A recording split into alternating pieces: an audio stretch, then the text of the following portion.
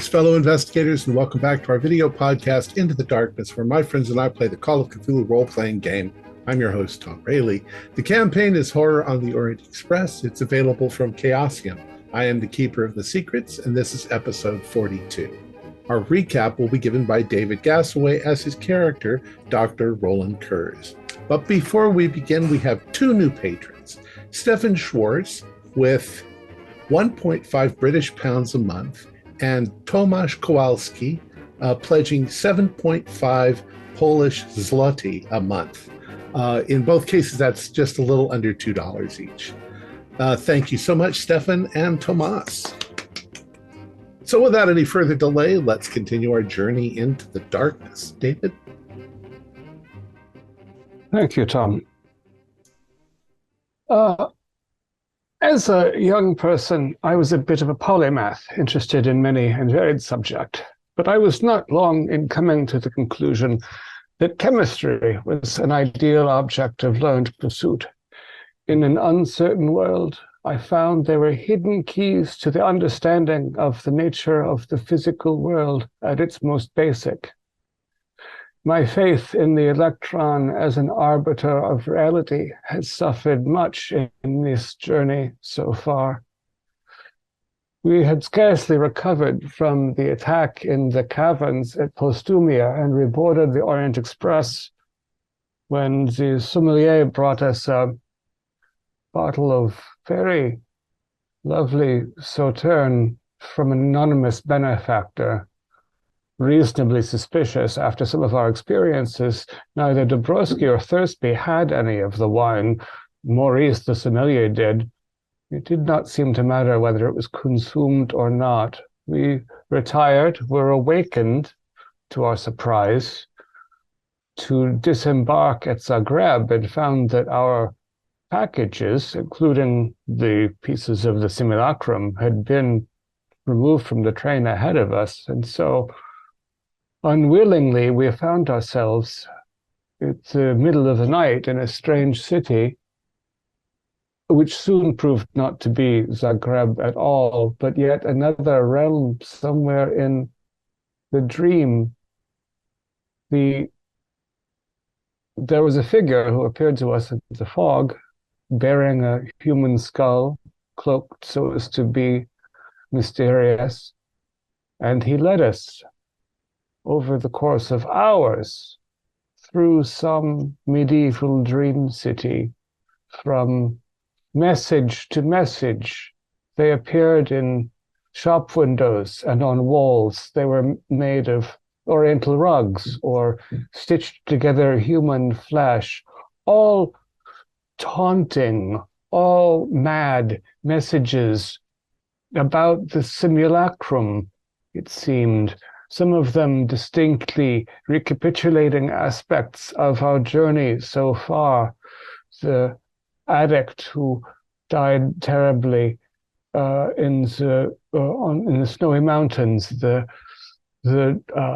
bridegroom who was mauled and his body uncovered in the streets of Venice, and so on. And always this figure ahead, taunting us, insisting that we hurry as the bells of this ghost city chimed as the approach of morning came. This being finally showed himself to us in a tower on a river in this fantasy Zagreb. He promised us information, wisdom, knowledge, which he possessed of everything. Of course, it is tempting, and I, for one, have always sought knowledge. And we have many questions, but it turned out that the skull he bore was his own. He carried it with him because it could no longer contain all that he had learned. When he removed the cloak and I saw the waving mad eyes in front of the pulsing brain, I became weak and staggered away. The others attempt to learn from him. They wish to know, for example, about the texts that we have yet to uncover that will help us understand how to disable the simulacrum when we finally have assembled all of the pieces. I mostly heard their cries of anguish as I staggered down the stairs ahead of them. The knowledge that this, what was once a man, was offering them was too disordered, too violent, too sudden to be borne. We fled the tower as the morning bells rang over the city.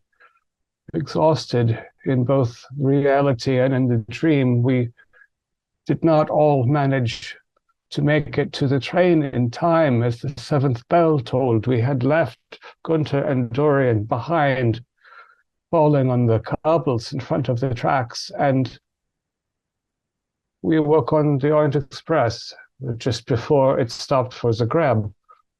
3 of us did. We have attempted to rouse Dorian and Gunther, so far to not avail, but perhaps they seemed to be dreaming. Perhaps in the morning they will wake normally, or perhaps we have lost some of them in that ghost of Zagreb. We could all have been lost there, I fear. So to breakfast and to a new day. Tonight we should be in Belgrade. Okay. So, who is awake? And we know that Gunter and Dorian are asleep. Yeah, I am up. When we convinced them not to kick us off the train again at Zagreb, I had a cognac and a coffee and then put a pillow over my head and tried to rest. Yeah, I'm just reading a newspaper on my cot or bed. So when you all have a schedule, you all have a companion thing that tells you about the cities. In small writing on there, they also list the towns that you stop in to get your passport checks and stuff like that when you're crossing over. So you can see on your schedule that at 6:15 you are supposed to stop for 10 minutes in Vinkovci on the way for a passport check. But as you look, as the sun is beginning to, creep over the horizon and start to light things up, it's not quite over the horizon, but the sky is lightening. You check your watches, you can see that it's almost 6:15 now. And the train you've just noticed that the train is moving rather slowly.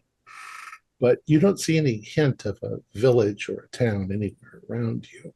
You can see mountains, you can see forests, you can see snow and ice, and the sky is lightening.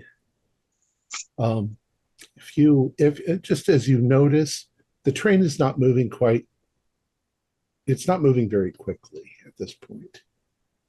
There is no weather condition to suggest it would slow. There's not snow doesn't falling. Seem to be. No. And the scenery outside's actually kind of lovely. Oh. I mean, it's winter, but it's still.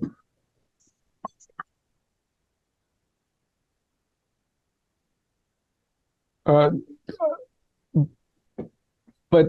I assume we have slept a few hours between the. You've slept some hours, yeah. You're probably still a little sleepy.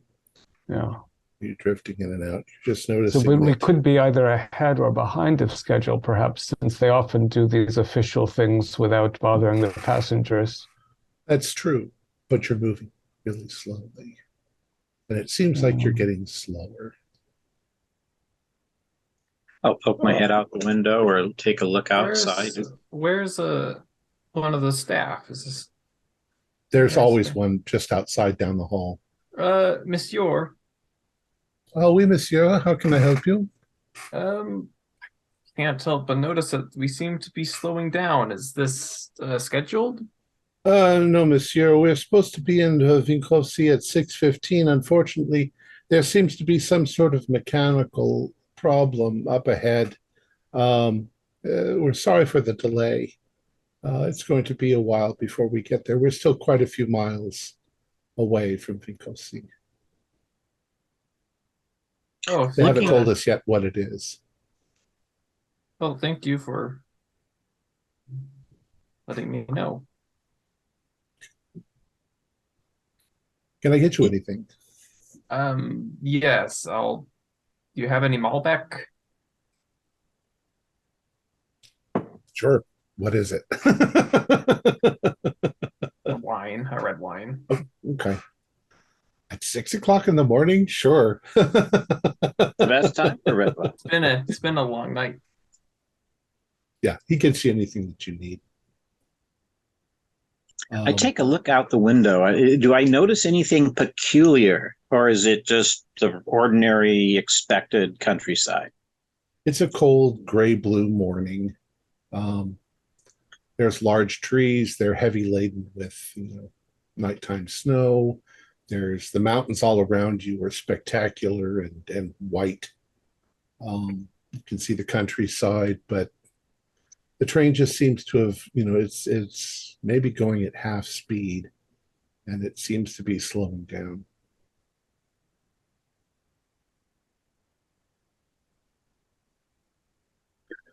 Yeah, I'll knock on the fellows' doors. I assume that the sleepers will be sleeping, but perhaps the other fellows who made it upward. Dorian and Gunter, roll over in their bunks, obviously still in REM sleep, unwakeable. Maybe they will be lucky enough not to remember this nightmare if they sleep it off themselves. Should we go to the lounge and see if what we can learn about this slowdown? I hope that it will not prevent us from arriving in Belgrade on time. That sounds like a good idea. I'll jot down a quick note and leave it by Dorian, letting Dorian know that we've headed to the lounge. So if he wakes up, he'll see that. Okay. Dr. Nerudi, you're going to join them? Yeah, I figure I will. Okay. So I guess the most recent papers will be from the Zagreb stop at 3:15. Yeah, but there they are probably a few have things, a collection yes. of international papers. Yeah. Correct. Mm-hmm. So you head on to the lounge and you sit there, and there's not a lot of people awake yet, but the people that are awake are upset like you're upset. They're like, why is everything slowing down? What's going on? And you hear kind of the rumor mill, but of course, nobody really knows. They're just, did the track break? Did a train crash? Did something else happen? Nobody seems to know for sure. Does it seem like anyone's getting off the train, or just we're all just no, the train's still moving. Just slowly moving. Okay. Right. What do you do? I mean, you're reading? Yeah, I mean, this is pretty common, trains slow down, weather, things happen. I'm not worried. Nothing could possibly go wrong. I will enjoy a light breakfast and a morning paper. They serve breakfast, and you guys are reading and relaxing, and quite, like you're reading your international paper. Yeah, I'm also keeping an eye on the staff to see if there's some clue or, heightened anxiety or something else to suggest what the problem is. From without doing a psychology roll, as you're looking around, the staff are highly professional. They are doing their jobs. They're being cheerful. They're being, witty. They're being very helpful. They unfortunately don't know what's going on. So after a while of sitting there, you check your watches. Time has passed. It's now 8:30 in the morning, Oh, and you still have not arrived. The train itself is moving very slowly. Um, and as far as you know, you're still miles from Vinkovci.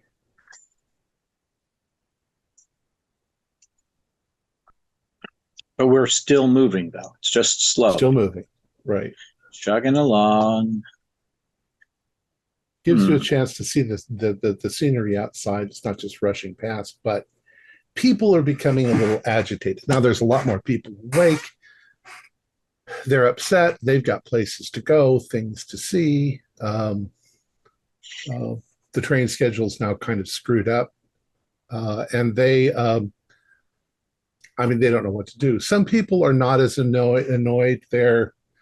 These things happen in this part of the world, I'll say, and sometimes when you're traveling, things go wrong and you just have to live with it. There's not really much we can do about it. If it was a matter of an avalanche ahead on the tracks, I assume they would stop the train and send something ahead to address it instead of just moving so slowly. But they know there's some reason to move so slowly, and yet they are not communicating why this is. Unless there's been maybe some nearby damage, maybe a nearby avalanche, and they're just monitoring the status of the rail as the train goes by the region. I would like you to do a spot hidden roll, the three of you. Oh, yeah. Here we go. Debut for the day, and it's a success, 53 out of 55. I have a hard success with 19. Okay, so you guys do pretty good. You notice across from you in the cab, there is a gentleman. He looks like he could be a school teacher. That sort of well-dressed, small glasses. Looks like he's maybe in his early 30s. He's sitting there and he's thumbing through what looks like a copy of maybe a Serbian newspaper. The name of it is missing. The name of it is The Daily Missing.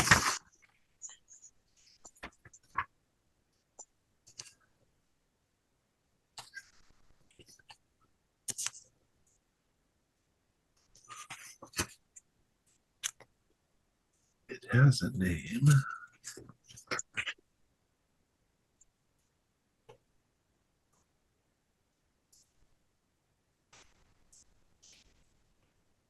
Oh, for crying out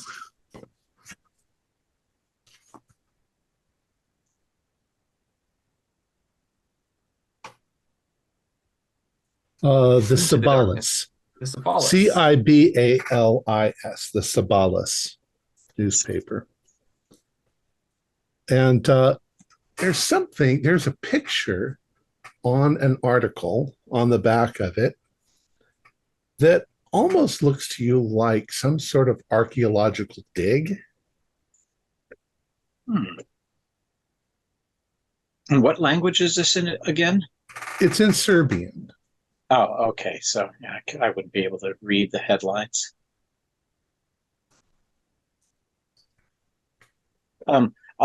How far away is the person? Within conversational distance? Within 6 or 7 feet, just sitting there. Okay. Excuse me, sir. Oh, yes. And he speaks perfect English. Oh, yeah. Pardon me for the intrusion.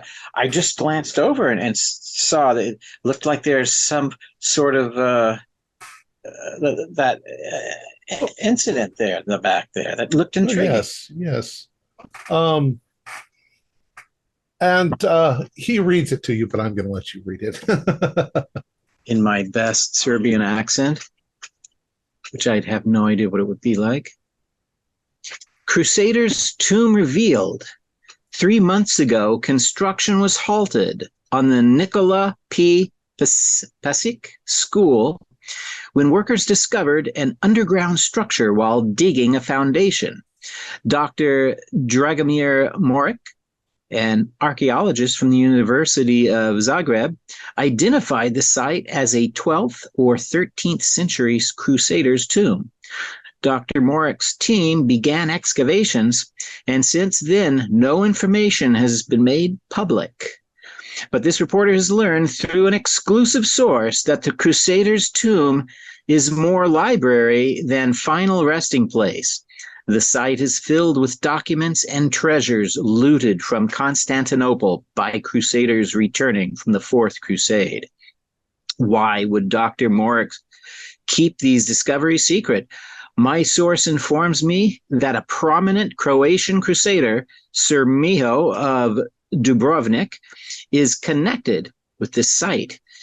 Is Dr. Morik himself a Croat, attempting to hide the fact that Sir Miho created this tomb to hide treasures he looted during the sack of Constantinople? Is Dr. Morik protecting an old family secret passed down through the centuries? This discovery belongs to the people of Vinkovci. Thanks, that. And we hope that Dr. Morik from Zagreb will soon give a full account of his findings. Yes, it's very interesting. I don't know much about archaeology. Fascinating. Wow, just think of what you could learn from such a treasure trove of things. Fascinating. Thursby, friend, excuse me, I'm Dr. Warren Kurtz. Nice to meet you. Yes. So this town that the paper says that belongs to the people of Vinkovci, is that the same as the German Wingelsee that we are waiting to get to? You are coming into Vinkovci, yes. You're now in the kingdom of the Serbs, Croats, and Slovenes. So all the different historical names sometimes can be confusing. I am Swiss. We have the same problem all the time. We call it this in French and this in Italian and so on. Well, even at this time of year, they will be doing the archaeology? I don't know anything about that. It's interesting. I'm actually not staying here. I'm continuing on, but it looks like there's some sort of delay. Yeah. Have you heard any scuttlebutt about what the slowdown is?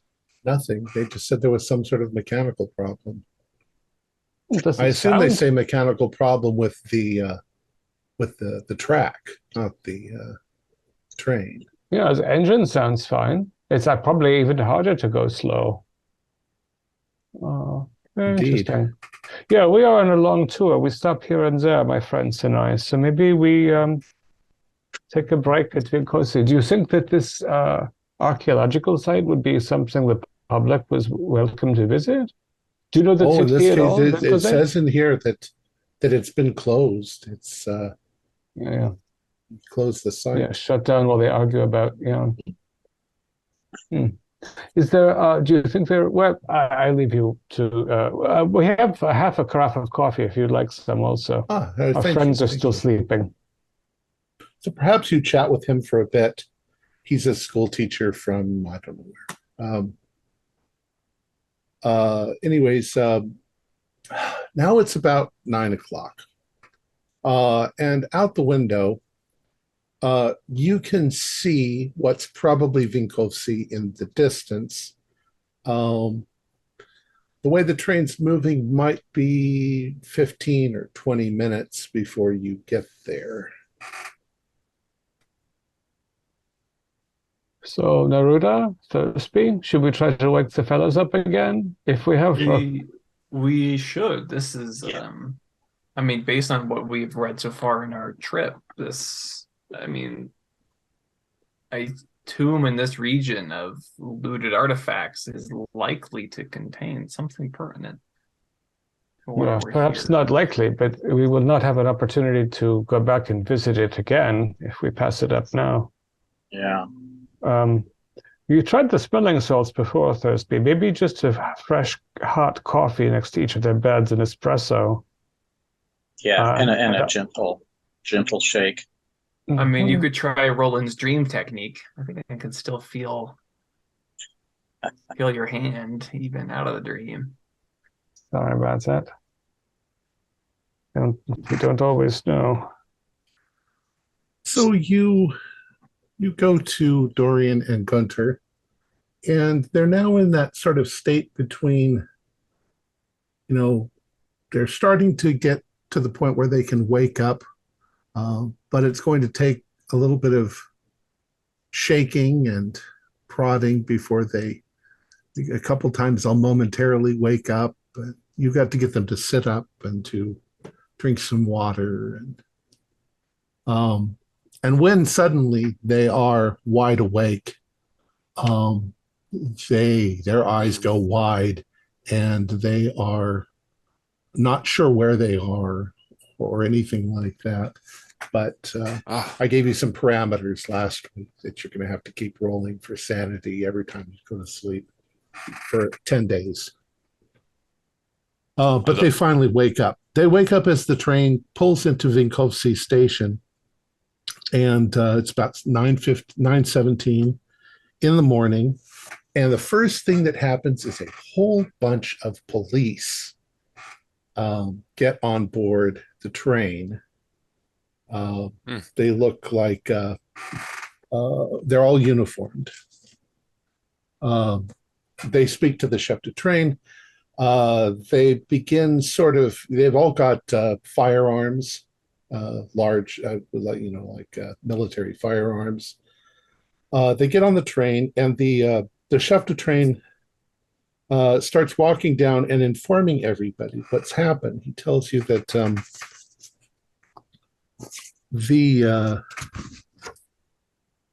he's like, ladies and gentlemen, there has been an incident which has caused an unavoidable delay to our passage.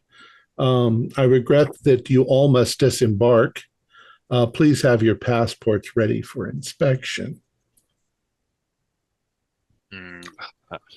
Great. And if you ask him further, he says, apparently there was a bombing. Oh, my. Wow. A bombing where? Like on the tracks, or The switching in the tracks were blown up. Oh my! Up ahead. Unfortunately, it's going to take 3 or 4 days to fix the tracks. I'm sorry. At this point, one of the managers for the Compagnie Internationale des Wagons, the people who run and operate the train, representative gets on it. He tells you that unfortunately there's a bombing. They've damaged the track. We're going to have to delay 3 or 4 days. The company feels regretful that this has happened. They can give you a number of options. One is you can stay on the train. The train will be returning to Zagreb. Or you can get, find some way to get motor cars if you want to go ahead to Belgrade, and you can pick up the train there when it's repaired. Or the company, Wagonly, we have secured a number of rooms at a hunting lodge nearby. We will pay for all of your accommodations. It is the Lovatsky Dvorak Hunting Lodge, and they have guided hunting and fishing. And if you choose to go on any of their tours, we will pay for that as well. Oh, wow. Sounds lovely. Make up for it. Mm-hmm. What we ask though is if you go there, you need to kind of stay there. We'll know where to pick you up when the train is repaired, when the tracks are repaired. And it might be a little iffy or shady in town during this particular time, especially at night, they may put on a curfew because of the bombing. Have there been local groups threatening anything, or? I'm not sure, but the police are going to want to talk to each of you. And of course, there's an uproar from some of the crowd that are, I've never been so, they're angry, and others are quite intrigued by the hunting lodge. It's just another part of the vacation on the vacation. Seems right up your alley, Thursby. Oh, be able yeah. to go hunting. Maybe you can finally give me some of those shotgun lessons I'd been asking. Oh, it would be my pleasure. This could be a moment, as long as we're not detained too long. A short stop. Yes. Just what the doctor ordered. Thurston, we can finally have another round of shooting. Yes. Yeah, also, right. while you boys were sleeping a beautiful sleep, and we'll discuss the Zagreb nightmare when we're alone, there's reason for us to stay here. And I explain the newspaper article. Wait, what was that name again? The The archaeologist? Yes, the archaeologist. What was The archaeologist is Dragomir Morik. I thought you said Morik. I actually know him. Well, not know him personally. Big in his field. I met him in Poland about 10 years ago. He's a Croatian man. I had lunch with him. Very, very interesting gentleman. Oh, His diggers are interesting for our purposes, so that's helpful. Yeah, so do we wish to have things? We just want to have one maybe small bag taken off the train and leave the stuff on the board? The train's going to go back to Zagreb. Oh, yeah, everything has to come off. Yeah, okay. Yeah, so we think to shift the train and we move our things. Yes. Okay. Yeah. Off. Your things will be moved for you to the hunting lodge if that's what you want. But before they let you do any of that, the police are going to want to interview you. You will all get interviewed individually, but we won't go through that for the game's sake. We'll just you can each sort of give answers as they ask. So you meet a man, a police commander. He introduces himself as Velimir Karkunica. He seems rather stern and humorless. He is Bosnian. And so he asks you a number of questions. Have you ever visited this region before? No. What is your profession? Give him your profession. An academic. Oh, yes. Are you a member of the Communist Party? No. No. What do you know about the Ljudi Pravudyud Voshka, which is the LPV, or the People's Justice Army? I've never heard of it, but until you mentioned it. Not familiar with it at all. Are you a veteran? Yes. No. Yes. Okay. For the ones who answered yes, do you have any knowledge of explosives? I know of explosives, but am I proficient in them? No. Okay. Probably asks you a few more questions, but you seem to be very straightforward with your answers. You're efficient. He likes that. You seem completely normal to him, and so you are dismissed. Your things are sent on to the lodge, and you exit the train. The train is crowded. There are a lot of upset people from the train. Others looking bright-eyed and ready to go. They're pulling cabs around, to take you to the lodge. I will show you. I think I've got it here. This is a map of the area. It's not very extensive. So you've got the train stations up here, and down number one is the Lavotsky Dvorak Lodge. It's a hospital and a hotel and stuff like that. The hospital's a regular hospital, not like a psychiatric insane asylum. No, it's a regular hospital. Yeah. Okay. All right. So as you guys are on the platform, making your way through the crowd, I'd like you to do a spot hidden.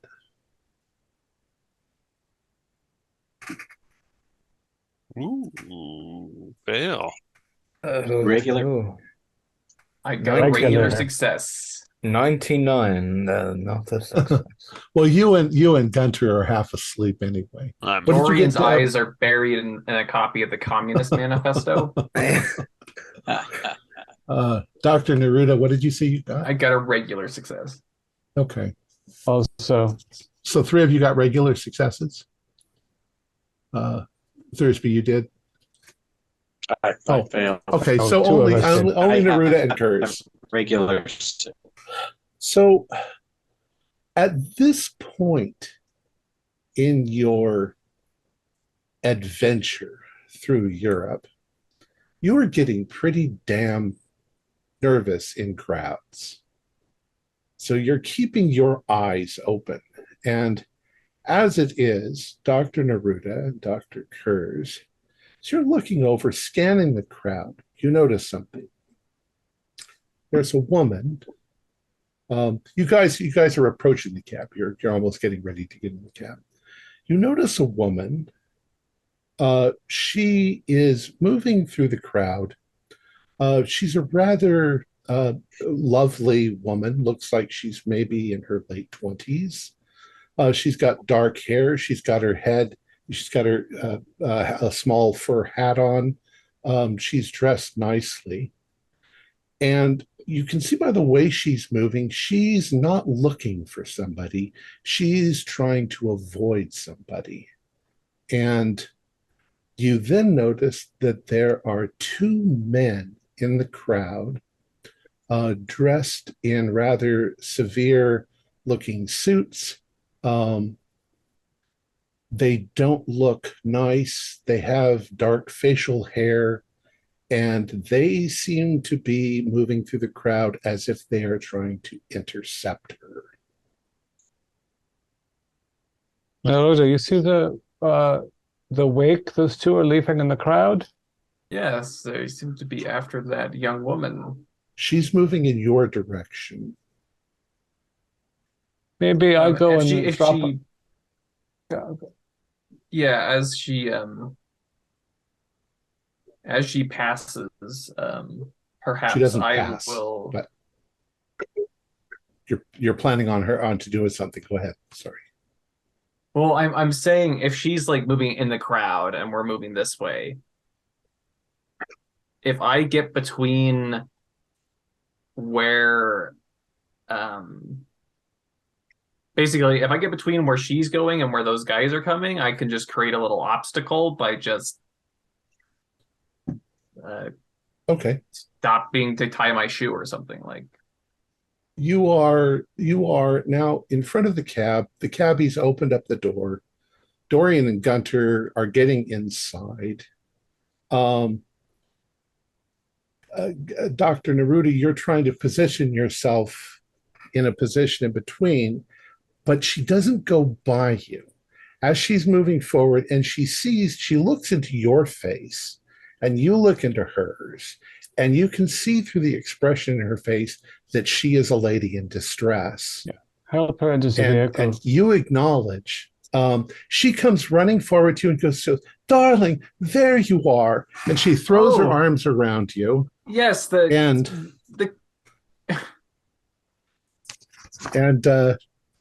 so happy.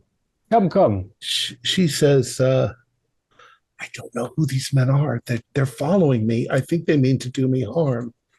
Oh, darling, yes, it's so good to see you. I'm glad you got off the that you're okay. Oh, here, the cab is waiting for us. Dr. Kurz, if you're glancing towards the men, and the men are still moving forward, you think you get the flash of what looks like one of them is holding a small knife. Yeah. And we have a nice sedan to take all of this luggage to the The luggage we'll say is going separately. Okay, so. Yeah. So we've got sleepyheads in early, and now Neruda is helping the lady in. It probably has a sideboard, a running board, right? Because it's a biggish vehicle. So I shut the door and wave at the train and smile and tap the top to say, "We're ready, let's go." Okay. And off you pull out just as those men get there. You can see also that the other one looks like he had a handgun. But at this point, they become nervous because there are a lot of people around. And you have rescued her as you pull out. Is she in the back, the front? Is she snuggled up next to Dorian and Gunter? Oh, yeah. I guess she's wherever We tossed her onto their sleeping forms. They're already knocked out again. I'll be up front. I'll take shots. So I guess she's in the back with myself, and the two sleepers, and I guess Roland. Yeah, I'll get in when we hit the first intersection, but I was riding on the outside to make sure we had a intersection. Okay. So you pull away and you pull into the town. This woman, she looks like she's a woman in distress, but a pretty woman in distress. She's very lovely. She smells good. What does it seem like her first language is? She was speaking perfect English. She heard you say something, and then she immediately spoke in English. And it's not an American accent, probably a British accent, English. She says, "Oh, thank you so much. I have no idea who those men were." Oh. You're a long way from England. Oh, I'm not English. I'm Croatian. I would like to. My psychology is rather poor, but when she says she has no idea who those men are, I want to look closely at her. Sure. Yeah, I can't tell anything. I'm somewhat conscious. Like I would probably as well read her. She says, she seems like she's perfectly sincere. Is this the first time they have followed you? They seem quite dangerous, actually. They've been following me since I got off the train a while ago. I ducked into the restroom just now and I loaded my gun, but I didn't know what was going to happen. Are you? I'm sorry. I'm Dr. Neruda. Oh, I'm sorry. I'm Jasmina Morik. Well, it's a pleasure to meet you, and I take her hand and kiss the top of it. You're Dragomir Morik's daughter. Yes, that's my father. How do you know my father? Oh, I met him at a conference about 10 years back. He actually he mentioned you, said you had got into a prestigious university at the age of 18. It was rather big accomplishment. Yes, he was quite proud of me. He's a very, very good man. He's made sure that my education was at top level. Well, he's in the newspaper apparently too. Oh, that horrible article about him. That's partly why I'm here, but the Serbs hate him. It's a terrible, terrible thing. It's actually the reason why I'm here. It's the first time I've ever been in Vinkovci. Maybe those men were pursuing you because of your family relation, and they were wanting to use you as leverage for what the Serbs wanted. That's what I was thinking as well. That something has happened. My father, he sent me a letter, a very strange letter, saying that he needed me here. You know that he had found a Crusader's tomb and was excavating, and he fired all of the people that were working on it with him and closed the site entirely. But he sent me this letter, and here, let me show it to you. And she opens up she probably has a purse. She opens it up and she hands it to you. And the first thing she says as she's handing it to you, he says, the most strange thing, of course, is that it's written in English. He almost always writes to me in Serbo-Croatian, but if he didn't want somebody to read it, he knows the languages I speak. I speak 7 languages. Oh. Yes, sir. I knew you were very intelligent. Let me read this out to you, gentlemen. Dearest Jasmina, this site is very unusual. I am sure the structure isn't a tomb. I've learned some things about the Order of the Noble Shield and their history. Most of it should not be made public. Details of the excavation, including photographs of the site, were leaked to the local press. The story was meant as an attack against my character, but I now fear for the security of the find.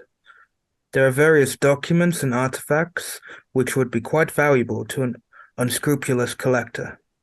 I am sorry for being vague, but I dare not write more in case this letter is intercepted. I don't know who to trust. Someone on my team is likely working against me. I need you to come to Vinkovci at once. I'll be waiting for you at the Hotel Lerner. Don't tell anyone you're coming. If I'm not there, I'll leave a message for you at the front desk. Once you get to town, speak to no one. Just go directly to the hotel. I'll explain everything in person. Hopefully, I'll have most of it sorted out by the time you arrive. I hate to possibly put you in a danger, but I don't know who else I can trust. Please bring my service revolver and a box of ammunition I keep in my study. They're next to my favorite book. You should remember the one I mean, Father. You see, that's very strange. Not only is it written in English, but my father doesn't keep his service revolver in his desk. He keeps it next to his bed in a box. That's this here, which she shows you. And the thing about his favorite book, that the whole thing makes no sense. It's certainly not in his study next to his favorite book. So something is, I don't know if he's trying to tell me something or not. Does it look to be in his hand?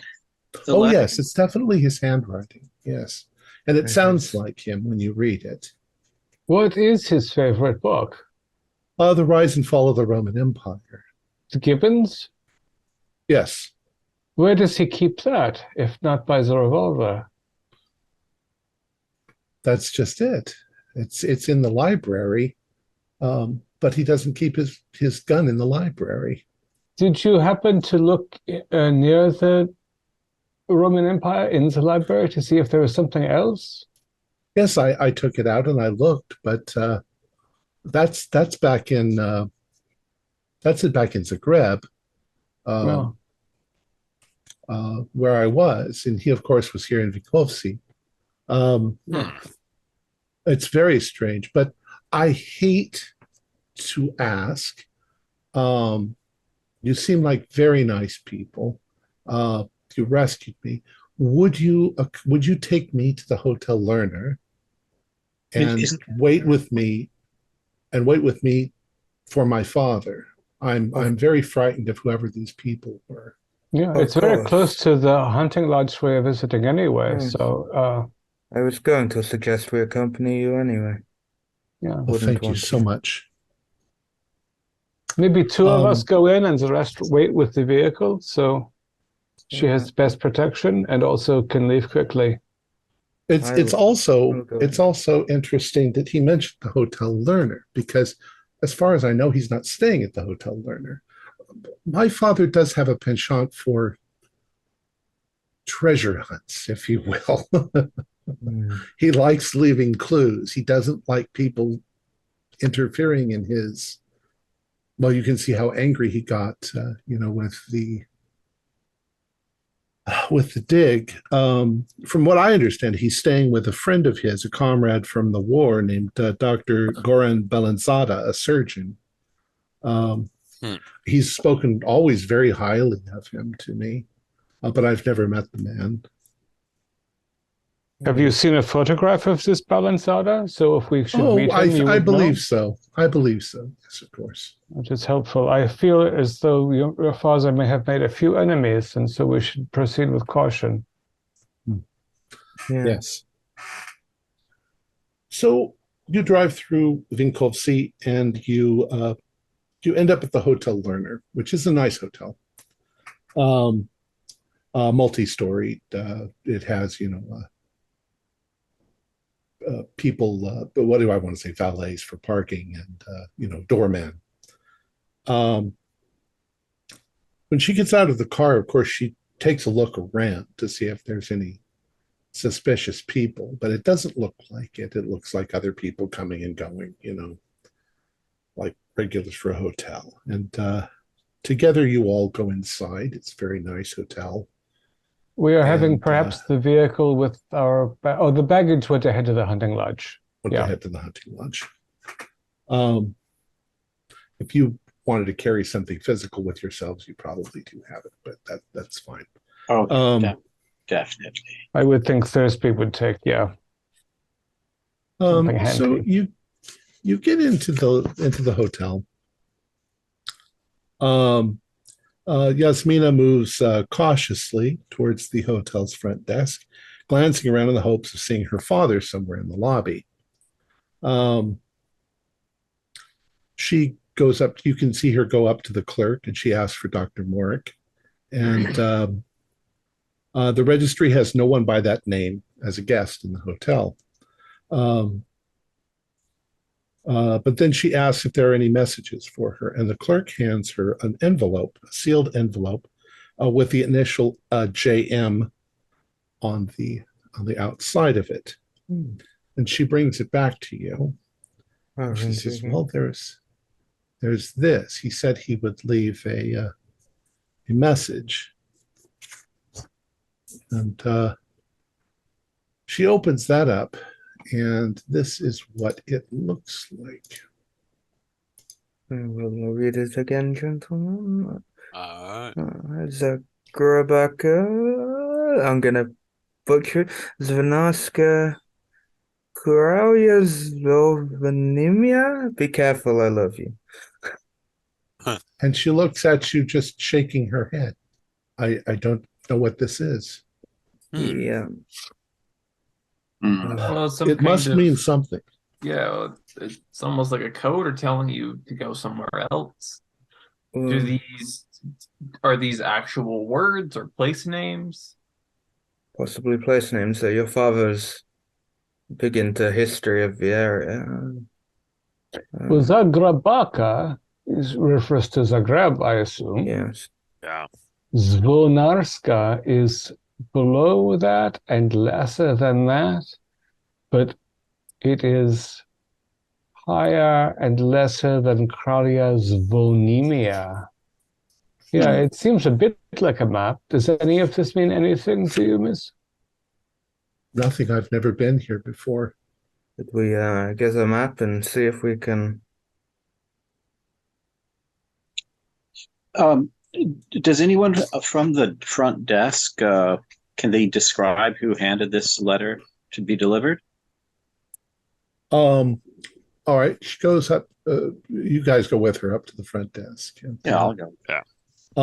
The man describes a gentleman who left the message, but the description matches what she would say her father looks like. Okay. And how long ago was this left? It was yesterday. Yesterday. Okay. Interesting. Miss Morik, Zagreb Aka, the ending AKA doesn't mean anything if you speak the tongue of the Serb or the Croat. Are you asking the concierge. I'm asking the daughter. She says, that the languages here are multiple languages. I would say that they look like they might be street names. Yeah. Do you know you are from Zagreb, yes? I'm from Zagreb, yes. Yeah. And but you do not know of a street called Zagrebaca? There's a lot of streets. Yeah, Zagreb's a fairly large town. But Not that I know of. Names But here, though. Maybe as I said, maybe if we get a map of the area and we can have a look. Yeah, I'll ask the concierge for a map of the town. okay. Also, And these he ships gives make it. me think about mountains.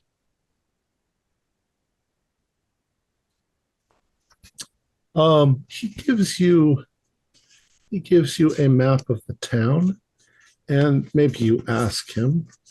And indeed, these are street names. And what's kind of interesting is the way the streets are laid out. I'm trying to find that note.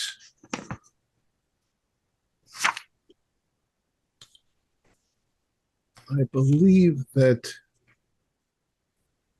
they're like in a row. So there's a Grebaka, Zvonarska, and the other one.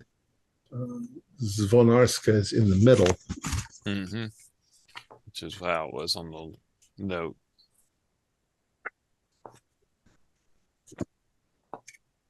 So they seem to be pointing at that street. So is there a street that connects all three of them? Let's find out.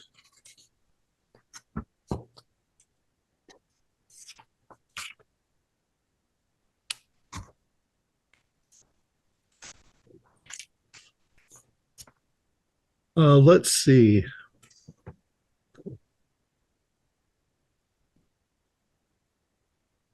It looks like that they are that's pointing to Zvronarska,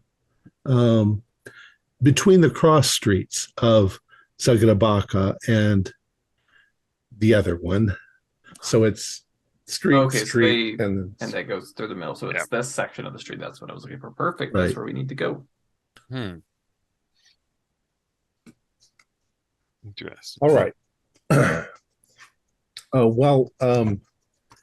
She doesn't know where she should stay if she expected to find her father. You could it'd probably be safest to stay with us. We have extra space at the lodge. Yeah, at the lodge. Mm-hmm. Yeah, a lot of guests there. Public place. Well, she doesn't want to trouble you. This is a lot of running around all of a sudden. You probably want to settle in to your. Maybe we should do that first. Yeah, let's go back and have a little bite to eat, maybe a little something to drink and all, and then we can formulate our game plan. All right. Perhaps you would like to organize a nice walk around the countryside too, while you're out there, Gunter. I'm not much one for walking, but it would be nice. I stare at Gunter, just like, no, don't you dare. Point is that we have. It'll be easier for you to mix in with the passengers who left the train, and be hard for whoever is after you or your father to find if you stay at the hunting lodge. And it should be easy enough to arrange with us around to keep an eye on things. And then we will look for this street. We have a block in question. Mm-hmm. Not you, Gunter, a street block. Oh, thank you. I was wondering why it's a question. Okay. As you leave the Hotel Lerner, something that you do notice that there are quite a lot of police around the town. They're kind of on high alert. Now it becomes quite apparent. People are talking about it on the street that there was a bombing early in the morning of the track, the switching parts of the track. most likely from the People's Justice Army. And this is probably the only they, train line and more important than the roads to this mountain area, I would think. Yeah. True. Yeah. There are roads, but this is a remote little town. All right, so you drive on over. Here you take by cab again to the Lovecraft Dvorak Hunting Lodge. Lovecraft Dvorak pretty much translates as the hunter's manor. It is a massive estate. It's been turned into a luxury hunting lodge. I'll just describe. The rooms are oversized. There are roaring fireplaces, large beds. The decor is hunting themed with mounted trophies, stuffed animals, and bearskin rugs. Some of that makes you a little more nervous than Yeah. a little too much with the dead animals. It is run by the Lonkar family, and they do their best to make everyone feel at home. But it's obvious that they're a little bit understaffed for so many people to suddenly show up, especially they're all international guests. But as it turns out, the members of the Lonkar family, they speak German and they speak obviously Croatian. It's a nice looking place. You can smell the food from the kitchen. They serve local hearty dishes such as sarma, which is stuffed cabbage leaves, podvarak, which is stuffed meat with sauerkraut, and shavapi, fire roasted kebabs. They can organize hunting and fishing, and they have a cellar with a large selection of wine and spirits, including rakia, which some of you know, and grashavina, a white wine, and pelinkovac, a bitter liquor. Half the Orient Express passengers are appalled at the accommodations, and they either demand to be taken back to the station so that they can return to Zagreb, or they make arrangements to be driven off to Belgrade. The few that are left think that this is the best of all things because now they can get some hunting and some fishing done. They're not in a hurry to get anywhere. Say these small amount of family staff are going to be so swamped by the bourgeois that they're gonna go join the People's Army. People's Army. They're like these rich entitled. So quite lovely. Lovely. Okay. So you said the rooms are oversized. Does that mean that they are single bed places for the most part? Is it just capacious? It's a luxury hunting lodge. They're probably big ones. I don't know what a big bed in 1923 would be. Probably not king size, but they're made. So maybe the five of us, we make sure that the young lady is between 2 and opposite 3, so that we have the most ears on the situation if there is a situation. And you guys. I wonder if they also rent firearms, given yes, that Serbia is less. They're probably the firearms they're renting would be shotguns, long arms. Yeah. So we have only Thursby is the only person who carries a handgun. Yeah, I have one in my luggage and a matching 45 that I keep on me. Jasmina's is a 38 or a 28? And I have a revolver as well. Okay, so 3 of us have a handgun. That's not so bad. I can unpack the other if things get crazy. I expect they will. The fact that the two men who were approaching her near the train were fairly obviously carrying a blade and a pistol suggests that they are not subtle in terms of the use of force. Hers is a 38 revolver. Yeah. Do we know how far away from this hunting lodge, this tomb? Oh, you have no idea about the tomb. Okay. Actually, she has no idea where it is either. Right. She knows that it's somewhere here. They were going to build a school. Right. Okay. Well, now that we're settled in, I think it's time to go to those streets. Mm-hmm. We all have a hearty soup. And any interest you may have in hunting, I feel I need we to should have time with 3 or 4 days. Yeah. No, we check into the rooms, have a soup for sustenance, a Palankovac for bravery, and we go and find this intersection. The school is probably there, yeah? They wouldn't build a school in the woods. It's fairly early still in the day. You guys got Vinkovci.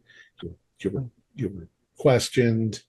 You probably got Jasmina around 10:30. And you're at you got to Hotel Lerner by 11, so it's probably about 11:30 at this point. Okay. Yeah, it's the perfect time to be on the streets, but it's middle of the day. We have the maximum amount of time, since apparently being on the streets at night here are dangerous. Well, and there'll probably be a curfew because of exactly. The police. Yeah. The weather here is a little milder too. It's cold, but it's not terrible. Yeah, it's not the wind blowing terribly. Is there anything in season here, hunting wise, from the lodge? Oh, sure, yeah. There's always hunting. Stuart or Thursby, roll a 1d4. 1d4. All right. Okay, where the heck? Okay, stand by.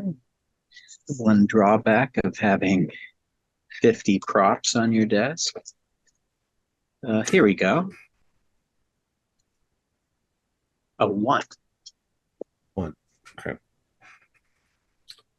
So as you've gotten some food, you can see that Jasmina is concerned, her father. So ultimately, you have something to eat quickly. You get cleaned up. You settle in, and then you're going to take her to go find this street. Thursby, what order? I'll do it like this. What order are all of you leaving the hotel? Who's going out first? Who's going out second? Well, I'll go out last. I'll be the rear guard. Make sure it's all good. No one's following us. If there's anything comes up ahead, I'll be out of sight and be able to deal with it. I feel like we should keep Gunter and Dabrowski in the middle a little bit because they are still groggy. Yeah. Well, I'll escort Jasmina. Yes, and I'll be nearby as well. Scowling at Gunter. So perhaps I would be the point man with Neruda nearby. That works. Yes, the order is Roland, myself, Dorian, Gunter, Jasmina, Theodore.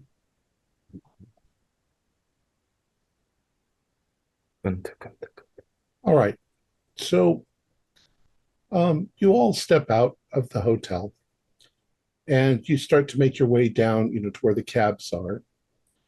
And the 5 of you suddenly notice that Thurston has stopped just outside the door. And he's not facing in your direction. He's facing sideways. And he looks like he's generally concerned about something, but there's nobody standing over there. He's just almost like facing the wall.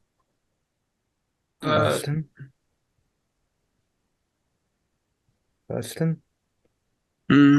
Huh? Oh, Are you okay?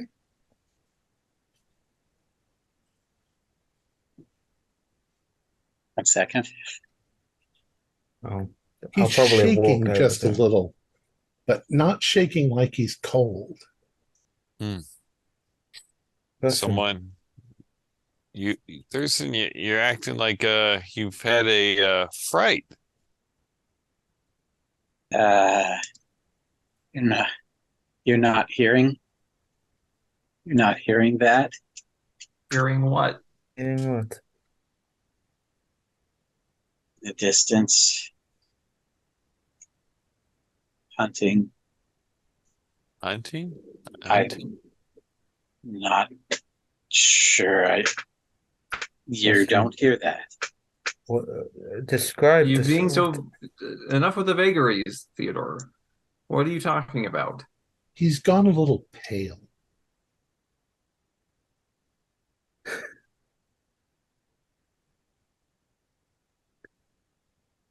Thursby, are you having difficulty again with the climate as you did back in Trieste? And He's actually dressed like it's a summer day. oh yeah, Wearing shorts. oh yeah. I gotta. I'll put like a light dinner jacket over my shoulder holster, so it's not too obvious. Yeah, Just can you describe what you're hearing a little more closely? I'm going to walk back toward him up the steps, I assume. it's calling some. It's hunting. It's. Yeah, It's I hunting? I can't describe it other than Speak. there's something I can't describe it. I don't know. I just somehow I know there's this Theodore, speak. thing that's hunting. I can't explain it. I don't know. I think ever since the caves, I don't know, somewhere around there. It's Well, I mean, something is hunting us. Okay, well, maybe we should get in the taxi and we keep on the move. We head to our destination there, Thurston. yeah, it might Yes, be. Theodore. You're scaring Jasmina. Oh. It's okay. Sorry. All right, so you Yes, guys are going to get in your cab? Theodore, it's fine. Yeah, I think you're confused. I am confused. I thought my name was my brother's for a second.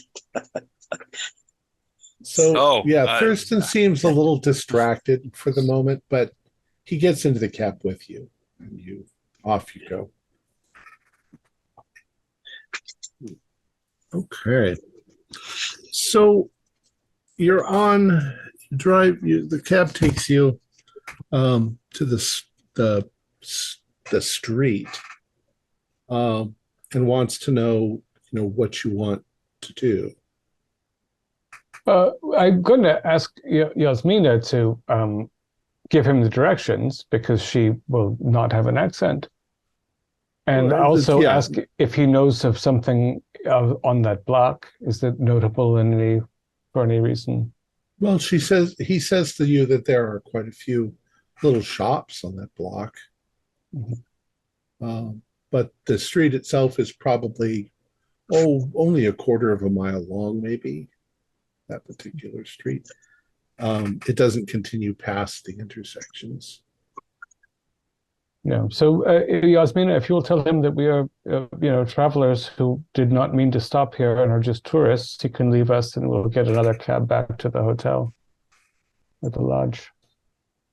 So he parks the car. You guys get out, and he leaves you at one end of the section that you want to look through.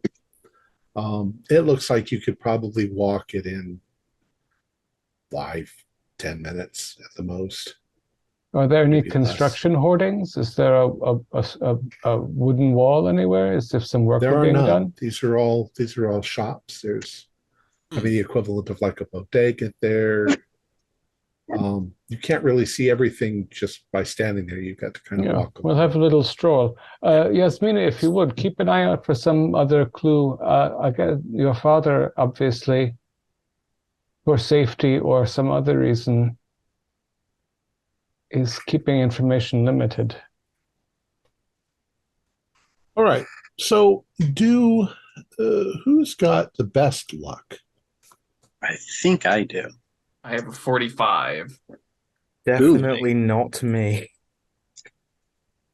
Me. Okay. Let's you do a luck roll. I have 54. I'm sorry, who else? Oh, you got 54? How much did you have? I've got 70. Oh, okay. Yeah, go ahead. Jeez. I have 30. I'm not worried about going and saying, look, nothing can go wrong. Watch this. Oh, Oh, thank God. All right. 43. Regular pass. So as you're walking along, the shops are, I mean, nothing seems like it's going to stand out. It looks like there is a sewing machine repair shop, and there is a tailor, and there is like a little bodega and all that. And then you notice that there is a shop that has books in the window, and it says it's labeled Odlika. I'm not even going to try it. Gotcha. There's a bookstore. It's There just so happens to obviously- be a it's a copy of the Fall bookstore. of the Roman Empire in the window. There is not, but I wonder if the there's a shop is copy of the open. Fall of the Roman Empire in there. Yeah, I mean that's a massive Let's go. book. That should be easy to. all right. So you go inside. It's a little shop. Looks like it's got 2 levels. I'm using the one in Providence as a kind of a mental picture of it. When you walk inside, there's a little ding, as the door rails, Mhm. and from a pile of books over on one side, you see a woman look up, and she looks at you with like a modicum of surprise in her eyes, and she waves like this, and then an older gentleman comes out from behind the stacks and walks towards you, and he says, "Well, this we have customers. You're the first customers we've had in days." Oh, well, glad that we He's- could improve He's your probably business. speaking Croatian. Yeah. Jasmina is translating. Yeah. Oh, well, we are browsing. I was wondering if you had any books on Roman history. Oh, sure. Yeah, he points to a section. And do you have a section on history of the local area also? Of course, yes. Okay. Points. Okay. I'll go check His out name, he introduced, actually, it says he speaks German. His name is Dieter Kohl. I speak German, obviously. So His I'll wife speak is to you in German. Irene. Oh, come on, Irene. Okay. All right, so I'll go look at the local history, and what I'm looking for is maybe something about the Crusaders that were in this area, a book about that. Okay. You will definitely find some stuff on Milo of Dubrovnik, famous crusader. But you don't find, I mean, you find stuff that's mostly unverified legend and stuff like that. You don't run across anything about the Knights of the Noble Shield, but then again, you already know about the Knights of the Noble Shield from the other book that you read, No Magini del Diavolo. Do you happen to have any books, maybe on something, on the things that walked on the wind by any chance? Unusual things that hunt in the winter cold nights? You mean like spirits or Yeah, folklore. I think he's asking about folklore. Do you have any books folklore? on folklore? Well, yeah, we have a number of books on folklore. Um, Most of the people around here don't give in to that sort of thing, but there's Why? always the monsters in the woods and stuff like Mm. that. It's people who he tells you that people who tend to live near wilderness areas are very wary of the wilderness areas because they are dangerous. And you Mhm. could, you break your leg out there and you're going to probably die. Yeah, But that turns into monsters. if there's any folklore along those lines, I'd be interested. I'd something that might have some sort of substance to it, not known fiction writing, but something that might be believed by some. I would be interested in that. He gives you a direction where to look for that sort of thing. And he mentions to you, of course, if there's something that we don't have, I might be able to procure it for you. We do have, we barely have customers. Most of our stuff is done. We find the book, we procure it, and we ship it to the people who need it. My wife is currently working on, for instance, a number of books that she's sending to the United States. Oh, nice, lovely. Theodore, are you fascinated in the Yeti or something? Is this why you're asking about that? It's hard to explain. I just ever so often I get these terrors that just come through me, and since we've experienced some bizarre things in the past, I don't want to just shrug it off. It's just an inkling, like a gut reaction. I want to follow it. Oh, Just wow. kind of look into it. That's all. Don't worry about me. While we're here, I mean, they pointed us to a history section. Is there a copy of the rise and fall of the Roman Empire here? Fine. There is not. Hmm. Now, the way I described the bookstore, it's sort of organized. Yeah. Sort of. so I'm gonna go look. That's what I'm looking for, since Jasmina said that's his favorite book, and there's no reason to include that other than, I guess, this bookstore. Library or spot hidden? Oh, good God. Either one Spot doesn't sound hidden. like it came out. So I guess with the 100, Knock over the book. I Crushed beneath the bookshelf. I guess I'm going to go look for books, but then my right leg just seizes up.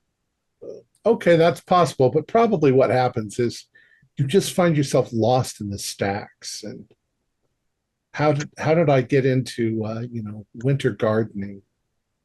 What the hell is this section? Why is there so much Western erotica here? Louis.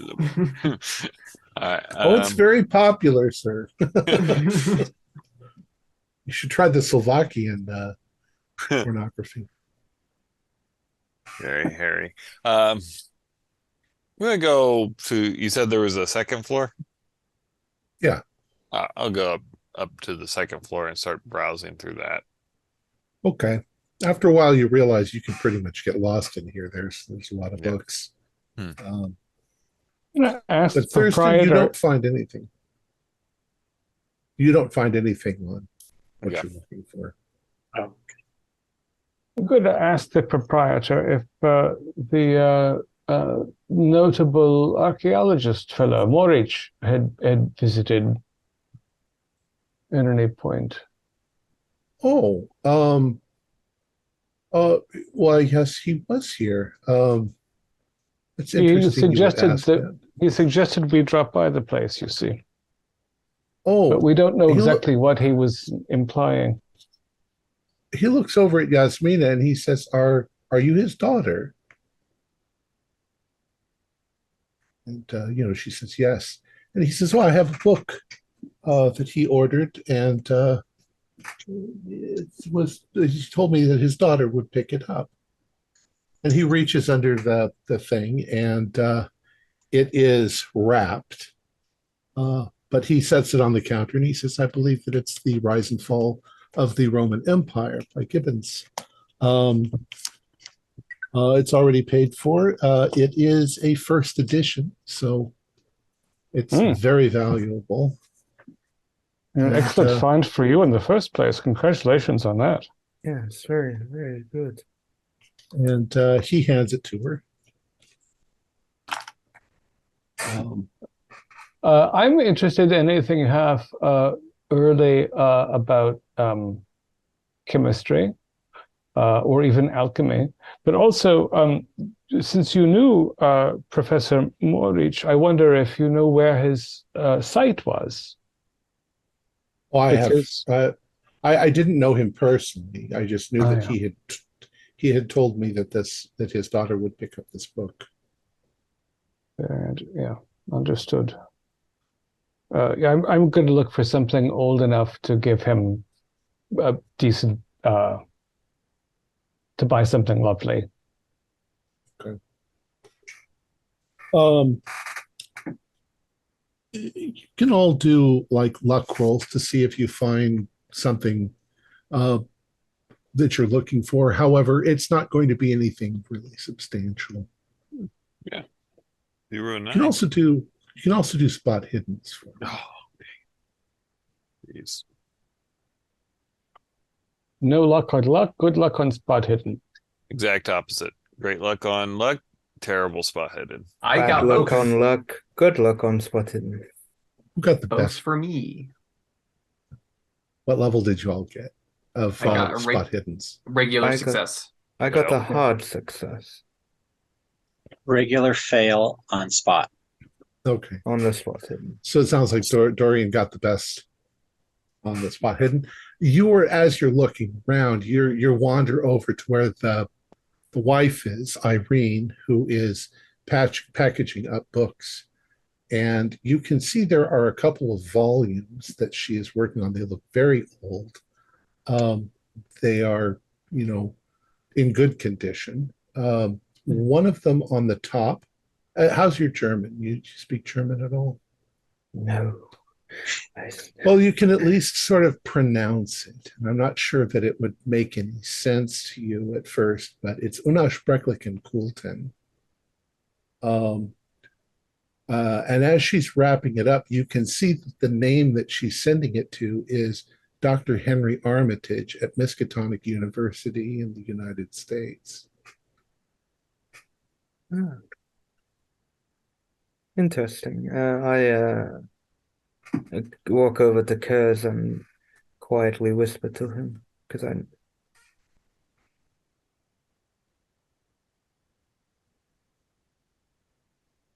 What do you whisper About to him? it. So I quietly. just tell him about it. I Yeah. whispered very quietly in his ear, so quietly he can't even talk back. Do we know Armitage? Oh, yeah. Yeah. You guys are from the Arcane I Society. probably recognize the name because I did, obviously, at Miskatonic, I did do a bit of Miskatonic University, so. Yeah. Ask, she probably speaks German also. I'll ask if she has another copy of that somewhere. Oh, no. If they had It's made very a rare. facsimile. Very Yeah. rare. This was obtained from, I don't know, she gives you some place in We Germany. need to make note of this place because these people can seemingly get hold of any. Yeah, very good connections. So thank you very much for helping the Fraulein with the book. When we see the professor again, we'll also give him your thanks. Do you have no idea where the school was to be built that they stopped? I don't What know kind of anything school about was it? I didn't. Only we had the article translated for us on the train, so it wasn't very specific. Is it a university or a No, I gymnasium? think it was while building the Nikola P. Paschik School. Doesn't say what kind of school it was. What is Nikola Pashik famous for? Please feel free to use the internet, which I have no idea. So it doesn't suggest it's not the castle on the hill that this family lived No. on or something. Yeah. Mm-hmm. Mm-hmm. You know, see, it's strange because he left his instructions about the book, but not how to meet him. And so we are, these eccentric professional types. Right. Uh, I look in the book. Is there like a? It's all wrapped up with Okay. All right. string around it. There. She has it. You're pretty sure that she doesn't want to rip it open. Yeah. Here, I just seen if there was maybe. but she does sort of look at you like probably another clue. That's all you're going to kind of get. All right. My father. And we'd open it very carefully, Gunter, if we were going out. We'd open it very carefully. It's a first edition. You don't want to wreck it. Of course. All right, so you spend a little time there looking around. You find some stuff. You don't find some other stuff. You head on back out. I guess you don't know where you're going to go. So you go outside, and maybe there's a little cafe. So you stop at the cafe, and she opens up the package. It's in very good condition. It is a first edition. Wow.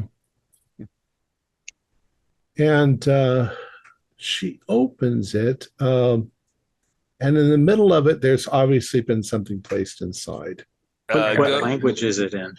It's in English. Go to Posden Zalihi. Use your mother's maiden name. Key submerged in the nearby Roman bath. I've left instructions. Be careful. And then the ticket is for that place, and the rest is in a language I don't speak. So I guess you have your next place to go. I knew Jasmina, I knew your father was a bit eccentric, but he really does like his games. Well, I think he's trying to be extremely careful. Exactly, which means there's something important at the end of this. Wherever we go, there seems to be some clandestine group chasing.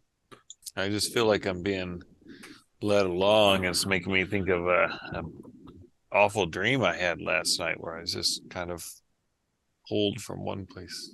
Yes, I know that feeling, Gunter, but didn't sleep well.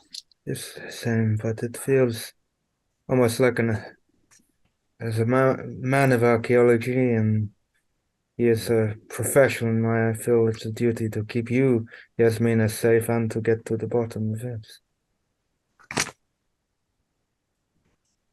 Okay. Well, so we'll say that now it is, say it's 2 in the afternoon. Yeah. Nice and warm outside. Now, yes. the Puzdan Zalini, she has no idea what that is. So you have to look up like a directory of some sort for the city. And it leads you to believe that the Puzdan Zalihi is a warehouse near the train depot. I'm sorry, miss, is it normal in this part of the world for warehouses to sell tickets? She says, I think this is a retrieval ticket. There will be something at the warehouse for us to retrieve. Probably another clue. Something that's locked. And this, right? He mentioned this something other about part, a key being submerged. Yeah. Now, this used to be a Roman city a long time ago, and there is a Roman bath, but the Roman bath is nowhere near this Puzdan Zalihi. It's in another part of the city. Well, perhaps we need whatever's in this whatever we get with the retrieval ticket before we go to the baths. I would think that we need the Unless it's key another before we go to enigmatic- the. I would hate What to is go to the locked, storage yeah. place and find a locked thing and have to then leave and go and get the key and then return. But we don't know what key we are looking for, and all of a room and bath. Well, I mean, We the could decision. break into groups. Yeah, there's several of us. We'll find it. Unless like and like the Gibbons doesn't have like something highlighted in the index like Roman baths. Highlighted a first edition. Oh my! First edition. I mean, it was packaged up for him, so I don't but, think you have time to annotate it. But writing in a book. I'd hope he wouldn't do that. So, well, which one's closer? That could make the decision which one to go to easiest. Let's see. let me pull out my trusty map here. Vinkovci was once the Roman city of Colonia Aurelia Cibalae.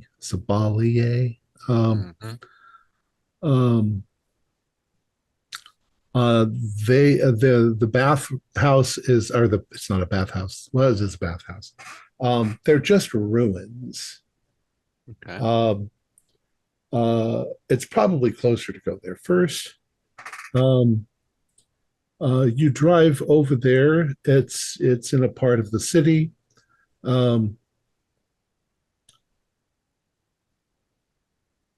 There are a number of things, pillars, a bit of broken building. It's got an iron fence around it to protect it, from the outside. Still, it's a little deteriorated. There's probably not enough money in the city funds to, upkeep things like this. But it's not very big, and as you move around the outer perimeter of it, you don't see any, there's no active bath. There's no fountain. There's no water in it. It's just a ruin. Still could search around there, perhaps. You'd either have to pick the lock on the iron gate or climb over, but it does have spikes on the top. Oh, yeah. Gunther? Did the driver seem to be surprised that we disembarked here? Yeah, a little. It's not much to look at. Let's go to the retrieval unit. I mean, we can come back here. Yeah. We have To keep up the facade that we're kind of like tourists, and I kind of get out a sketchbook and draw a shitty picture of it. Okay. But I try and do my best. But And I'll compliment his quality of the picture. That's And if I- pretty good, Gunther. If I walk around the fence for a bit, I don't find any missing bars or other place that it's easy to pass through. Do a luck roll.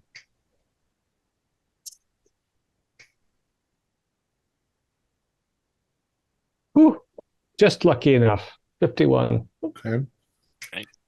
You do find a place, because it's not really kept up very well, where the ground is kind of eroded away a little bit, and it looks like you could slip underneath the fence. It doesn't go all the way to the ground. It's got bars that go into the ground, but in between the bars, it's that high above the ground. There's If we help the lady maybe move a stone or something, we can slip under. Maybe Bloch, you will stand outside and keep guard. All right. So without too much effort, well, let's see. What are your sizes? yeah, I'm size 70. I'm size 55. Yeah, Gabriel, you can slip right underneath. Yeah, I'm a size 45. Jeez. 50. So block stays out. Yeah. I'm just having a casual cigarette and watching the road.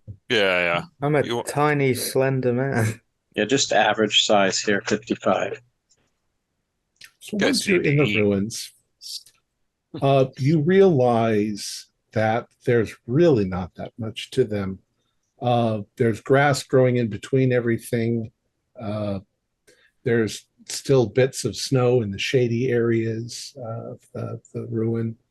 And you can sort of see where the baths would have been, where they, hollowed out. And there's bits of Roman tile and stuff that are there. But there's no water in this. Did it specify it would be hidden in the water or just in Did the it say bath? submerged? It said submerged. Submerged. Submerged. Which means under something. It could be under mud, under rock. We want to go low. The broken steps going down. We want to find the low place. And so far, the signs have been. He's left good signs. The area where the gate or the fence was undermined, it looked completely as if rain had done this, and there was no sign of human activity. Rain and wear, and there's grass on it, so it didn't look like it was recent in any way. Okay. Yeah, so I'm seeking the low place and seeking anything that might contain even some rainwater or other. And after looking for 10, 15 minutes, there's nothing here. You can't even imagine there'd be a place to hide a key here. I mean, sure there would be. Hide a key how would you anywhere. ever find it? She finally sort of shrugs her shoulder and she says,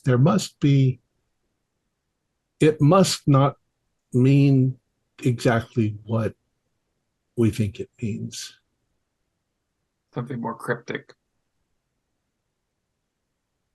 Like the favorite book and the where he stores his gun. Might come up again later. So let's go to the warehouse then. Yeah. Unless, Jasmine, you have some idea here about what submerging could mean in this place. Because I wish to save taxi fare. Call me cheap. She's like, I don't know. It doesn't make any sense. All right. We will have, we will try to make a sketch in our minds as we return so we know what this place is.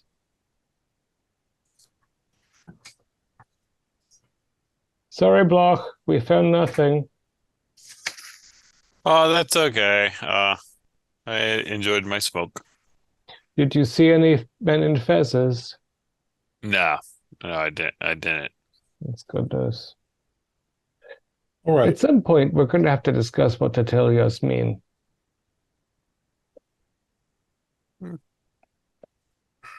I say to a fellow at some point.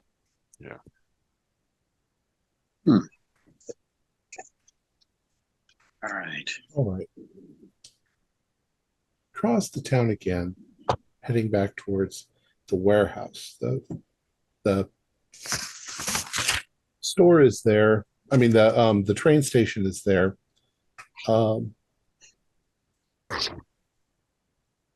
The Orient Express is not there at this point. It's gone back to Zagreb.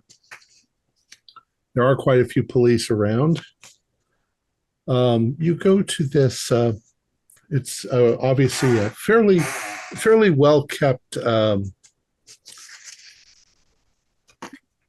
warehouse. Puzan Zalihi.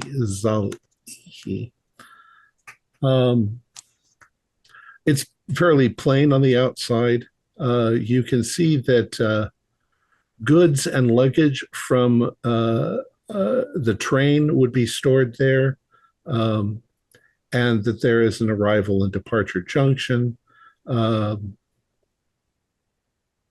there is a door, to go in. I assume this is where there'd be announcements, like news announcements would be posted. Mainly, I'm just seeing if they've announced a curfew. Okay. There is, in fact, a curfew that is in place from 7:30 p.m. until 7:30 in the morning. Okay, so we got some time. 7:30's probably a ways off. Okay.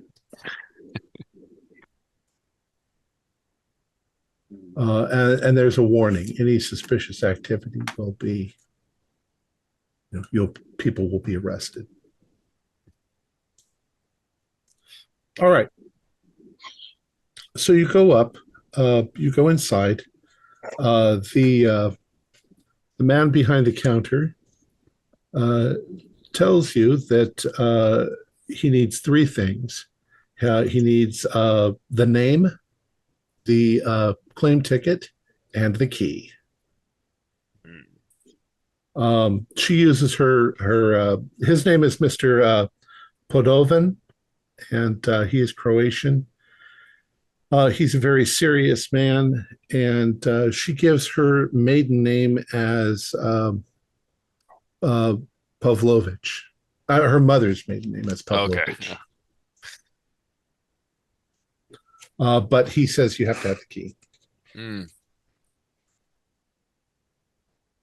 Submerged under the Roman bath.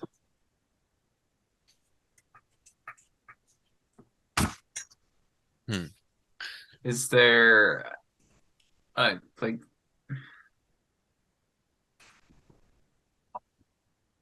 it be hidden ink or something on the letter? You hold the letter up so that you can see through it. Yeah. You're standing out in front of the warehouse. Do a spot hidden for me.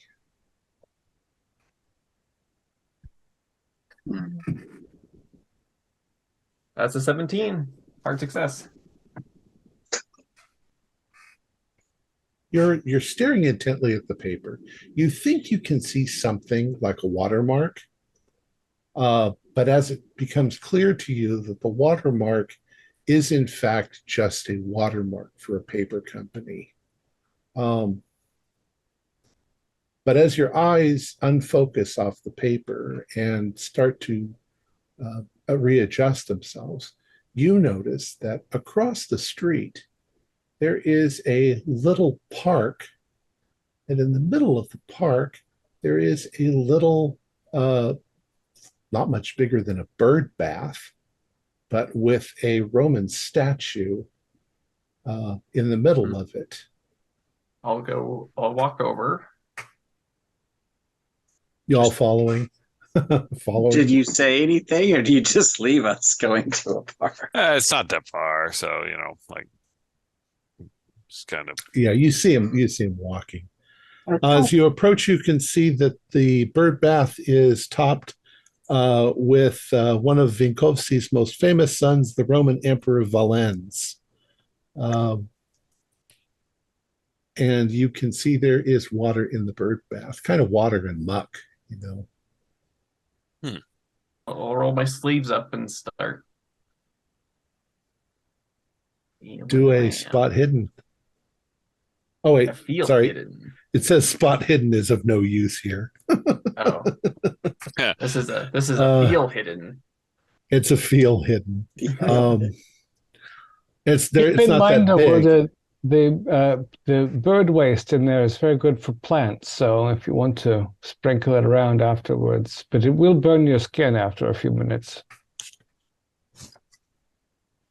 After a few minutes of running around in it, you do feel something that feels very much like a key. It is you pull it out and you kind of use some of the water to clean it off. It is a small tubular sort of key where the nicks are on the end of the tube, and then flat place. And there is a number on it, 187. I'm sorry. Yeah, 0187. Yep. All right. So you've retrieved the key. And you take the key and the ticket and the maiden name. And the gentleman behind the counter says, yes, just a moment. and he walks into the back of the warehouse. And after a few moments, he comes wheeling out. I don't know how they would do this back then, but we'll assume something like, a hand cart thing. Mm-hmm. He has a crate. And the crate is 8 feet long and 4 feet high. And it is nailed shut with the number 187 stenciled in black paint. And she looks at you and she thinks, I wonder if this is the contents of the archaeological dig. Well, we thank the guy. You're going to carry an 8 foot by 4 foot crate? How heavy is it? I mean, not like we carry it, but I mean, could we lift it into a truck or a flatbed or? Maybe if four of you tried to lift it. Oh, that's pretty heavy.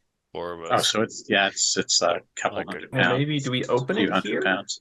We did not open it here. I have been a pallbearer before. We can bear it somewhere, but we would like to open it in privacy. So I wonder if it isn't wise for us to take a room at the hotel across from the hunting lodge and to have a cab and some staff move this for us. Huh? The proprietor says that he can arrange. I'm sorry. No, go ahead. The proprietor says that he can arrange it to be shipped somewhere. Oh, yes. Yeah. Do we like the lodge or the hotel better? I think the lodge. I mean, The lodge. Oh yeah, I don't want. I just. But given the current state of police agitation, of shipping a large box to a hotel where we were not originally staying. Mm-hmm. Yeah. Yeah, we have fewer witnesses. Everything. Yeah. So to the lodge under the name, under the auspices of the Orient Express, with the name attached to it, Thursby. Excellent. Mm-hmm. So he says that he can have that shipped, but it probably won't arrive until the next morning because it's already late in the day to arrange that. He can arrange that it be shipped there in the morning. You'll have to arrange with the lodge someplace where they can put it, but they probably have storage. Yeah. Okay. We could have it delivered to one of our lodge rooms. Our lodge rooms are really big rooms, aren't they? Yeah, they probably won't want to take a big crate like that up into your room. Okay. It would take up half your room. Yeah, I think that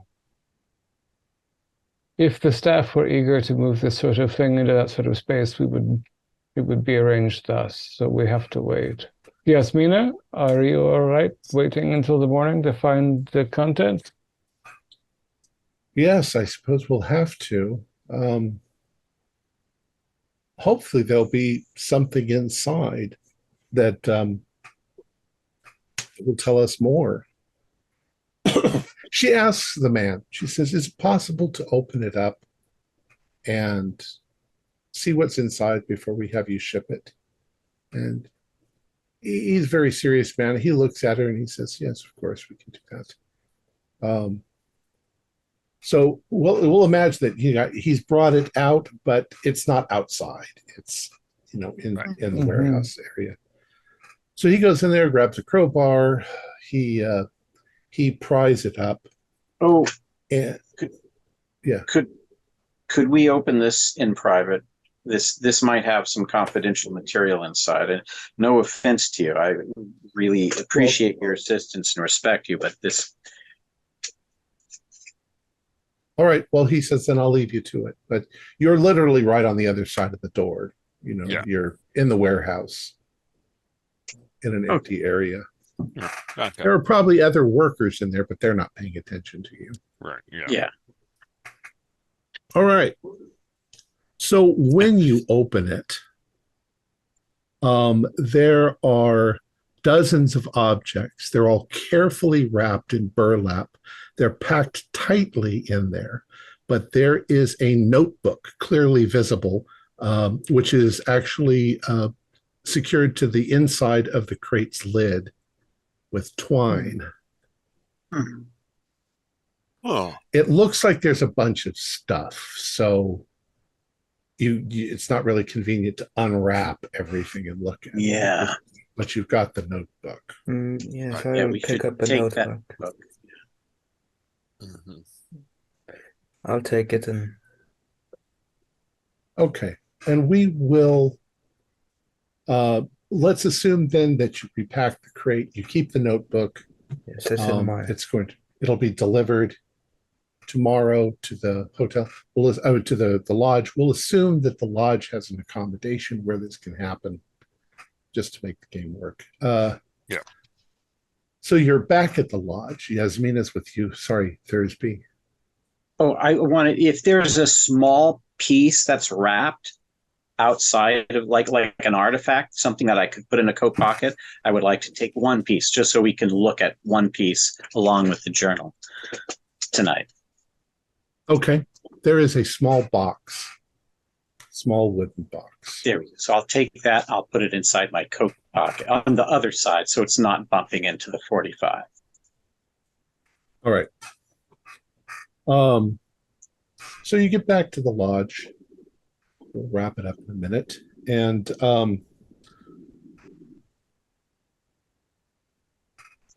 what Thursby, you open the box yourself quickly before they read the journal. Within the box is an oval stone, and there is a note that says that the stone is it's in Latin, but you can see that that there is something written in Croatian underneath that says what it's translating to Latin. Jasmina tells you that what it says is that it is an oval stone from the banks of the River Jordan. It is carved with, when you're looking at it, it's carved with a very strange sort of little symbol. Looks almost like a leaf or a tree branch. The Latin inscription is Obex Sancti Gabrielis, meaning the barrier of Saint Gabriel. Barrier as in a barrier, a wall. Yeah. And the journal, or the notebook. I pull out and summary of Dr. Modric's notebook. His notebook contains findings from the Crusaders' tomb in Vinkovci, a 13th century vault belonging to the Order of the Noble Shield. The Order of the Noble Shield had the joint purpose of hunting dangerous heretics and safeguarding dangerous satanic artifacts. The order was created by Yolanda, regent of Constantinople, and Pope Honorius III in 1218. The vault was created by Sir Miho of Dubrovnik, a founding member of the order, along with several Frankish knights. It was used to store satanic items and documents captured by Yolanda's brother, Count Baldwin, at the end of the Fourth Crusade. The most dangerous item in the collection was the Dragon's Claw, also known as the Mim Sahis, a knife with evil satanic powers, once wielded by an infamous sorcerer named Sedefkar, considered to have been a deadly foe to the forces of Christendom. The first account of the Mim Sahis was recorded in the early 4th century by troops serving Constantine the Great. See the accounts Narisha Tilias Corvus. Dangerous cults glorifying the skinning of human beings and the creation of abominations consider the Mim Sahis sacred. The Order had attempted to destroy the Dragon's Claw but were unsuccessful. Though its materials seemed to be bone and stone, they could find nothing powerful or heavy enough to crush it. The last page reads as follows: We'll talk to Goran later and Inspector Bolotovich cement factory, sent letter to Jasmina. Jasmina, if you're leading this, make sure everything here goes to Dr. R. Jordanov, Director of Ancient History at the National Archaeological Museum in Sofia, Bulgaria. And that is, I think, where we will end tonight's session.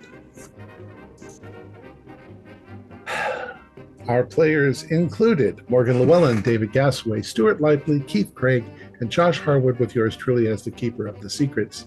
We have a Discord server where you can chat with other members, you can set up private games, and you can learn the finer arts of gameplay and game mastering. We provide audio-only versions of our shows free for you to download from Podbean or iTunes. If you'd like to help support our show, please visit our Patreon account. Just $1 or $2 a month helps us a lot. Like, share, and subscribe to our channel, and punch the bell icon for updates on our latest shows.